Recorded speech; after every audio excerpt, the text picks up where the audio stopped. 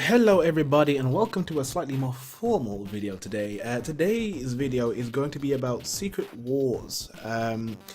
For those of you who don't know, Secret Wars is this year's event actually, from Marvel Comics, and if you couldn't tell already, I'm kind of a big Marvel guy. I've already got Spider-Man poster there. You can see the words Green Goblin. If I lift the camera ever so slightly, you can see the poster there, and then you can see the Avengers one right now, right next to Justice League one right now. So Heresy is not something I enjoy taking part of, but I had no more space on my wall, so they had to go somewhere. Yeah, I wanted to talk about it because it was something that raised a few things in my mind. So the whole premise of it is that over the course of the past few years, the Avengers and the new Avengers line have been dealing with multiple universes and worlds colliding together, so multiple Earths colliding together and just either destroying one another or becoming one. I forgot what they actually called it, the actual term for that. However, they have been putting it off so long they've managed to save a few planets. However, it's coming to Earth, and it's coming to the regular universe 616, and it's going to culminate in, well, issue 1, I think, of Secret Wars, which is going to create Battle World, which is what the Marvel Universe is going to be. Which is a cool idea, because you're going to have, the way it works is that they're bringing all these universes together, and you're going to have, for example, one country over here, say you've got regular 616 characters, and then to the country up to the side, you've got your movieverse, right? You got the Marvel Cinematic, so you got Robert Downey Jr. Iron Man, Chris Hemsworth Thor, Black Widow, so on and so forth, and the list goes on and on. So imagine that with about 1,000 other worlds, 1,000 plus other worlds, all on this one Battle World. I never get tired of saying that. Battle World. But yeah, the thing that kind of concerns me is this may ring a bell for some of you comic book nerds out there. It sounds very similar to what is known as in DC as the Crisis upon Infinite Earths. It's not a Crisis on Infinite Earths. A very famous, bordering on infamous comic line, which DC done way back when to knock down the amount of Earths they had to what we now know as Earth Prime, Earth 1 and 2, and then even then they've had several other events which have done this similar thing of world just deleting and crushing and smushing. And that was one thing that I felt that set DC Comics and Marvel apart, right? DC have gone through many iterations of the same character. So you've had Batman go through Crisis, you've had him go through Flashpoint, you've had him go through other things which reboot and retell the universe that they're in, retelling origin stories, how these characters came to be, different takes on different characters and all that.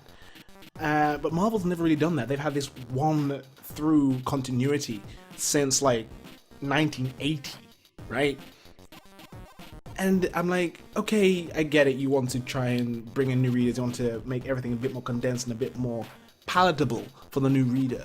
But at the same time, all that history you're just shutting down and then getting rid of. I don't know.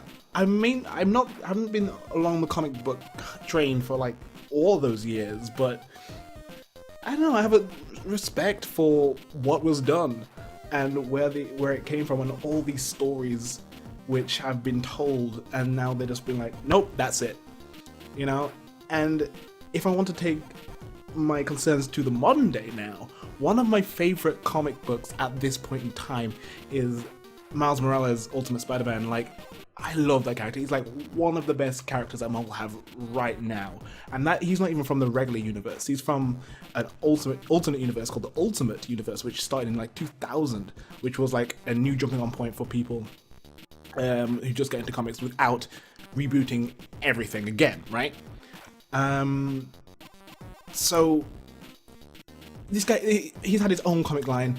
He had the Ultimate Comics for about 4 volumes, about, I want to say 32 comics, and then he just started his own titled comic, Miles Morales, The Ultimate Spider-Man, and that's running to 12 issues, and that is coming to an end in a couple months' time, I want to say March time. And when I saw that news, that kind of disheartened me, because like I said, he was one of my favorite characters, and he was well developed, well portrayed, and he has such a great arc, not just because what he is, like, he is half Hispanic, half black, fine, that is great. You have a black Hispanic minority character in the forefront, amazing, but the arc that he goes through, that from becoming Spider-Man to killing his uncle, to having his mother killed in turn by Venom, and then his father finding out, there's so much in that character that they're just going to, I hope they're not going to get rid of. And one of the things a friend of mine I was talking to, he mentioned when we were doing that, it's like Marvel are just taking everything and saying, Battle World! No.